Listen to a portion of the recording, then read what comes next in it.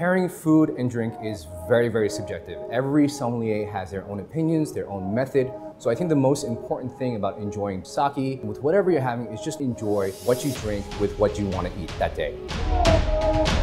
The first step is to build a foundation, and you start doing that by assessing the body or the weight of the food and also of the wine. I build up two imaginary ladders, one being of food and one being of sake or wine. On the very bottom rungs of the ladder, you'll have your lighter foods like shrimp, shellfish, and at the very top of the ladder, you're gonna have your dry-aged ribeye steak. So I do the same thing with wine. On the bottom rungs of the ladder, we'll start off with very light-bodied wines like Pinot Grigio, Sauvignon Blanc, maybe moving on to more medium-bodied wines like Old World Chardonnay, moving on to richer white wines like New World Chardonnay. And so basically what you want to do is probably not crisscross between these ladders. You want to stay away from the extremes. So you don't necessarily have to be exactly matching each rung to each rung, but basically staying within a parameter. The acidity level should equal or be greater than the acidity in a dish. The reason being is that if the acidity in the food tends to be higher than the acidity of the wine, it's going to throw the acidity in the wine out of balance, and you're not going to be able to get the structure of the wine. It's going to taste flabby. You want to match or have a higher perception of sweetness in the beverage as opposed to the dish. The reason being is that if the sweetness in the dish is going to be higher than the beverage, then you won't be able to perceive the sweetness in the wine, and it's going to taste out of balance.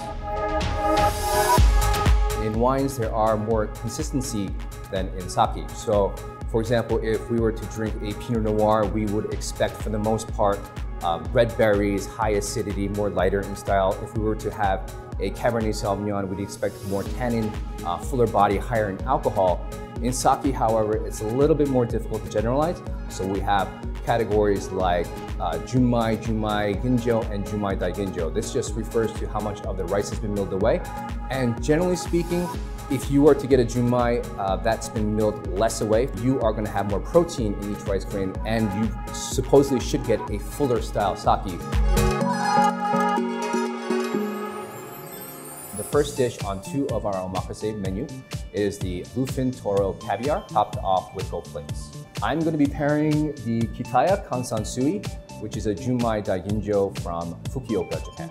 Tuna, if you remember the ladder I was talking about, might have been kind of a few steps up on that ladder because it is a fattier, meatier fish.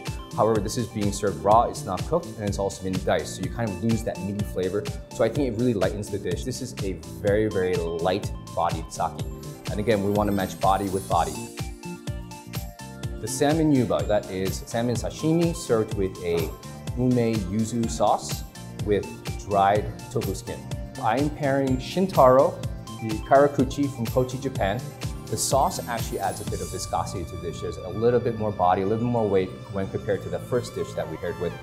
And because it does have a touch more body, I did want to elevate the body of the sake. If you were to taste the salmon dish, you'll notice a lot of these really vibrant, really aromatic flavors to it. This sake has that as well. The grilled diver scallop with a nigiri or soy sauce butter foam topped off with a piece of uni. So I like to consider scallops more on the bottom rungs of the ladder, but then we do have a piece of uni on that, which is gonna add a little bit more richness to the dish. So that's why with this one, more of a medium to full-bodied sake. And with that, I am pairing the Akitabare Junmai, which is coming from Akita, Japan. And this does have a bit more weight compared to the other two. And unlike the other two, much more earthier, much more ricier, more soy sauce-like flavors. Very, very earthy to complement the earthy components of the sauce and other components of the dish.